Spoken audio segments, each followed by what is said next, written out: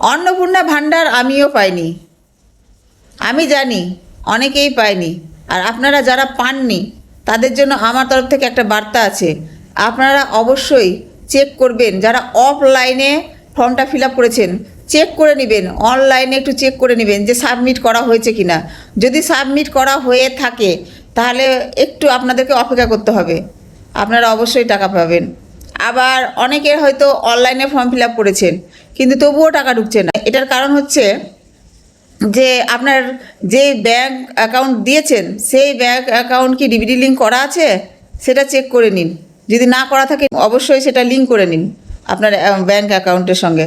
আর আরেকটা কথা, এর আগে যে আপনি লক্ষ্মী ভাণ্ডারের ব্যাঙ্ক অ্যাকাউন্ট দিয়েছিলেন সেই ব্যাঙ্ক অ্যাকাউন্টটাই আপনাকে অন্নপূর্ণা ভাণ্ডারে দিতে হবে, তাহলেই টাকাটা ঢুকবে। আপনারা বেশি চিন্তা ভাবনা করবেন না, এই কাজগুলো আপনারা করুন, দেখবেন টাকা ঢুকেই যাবে।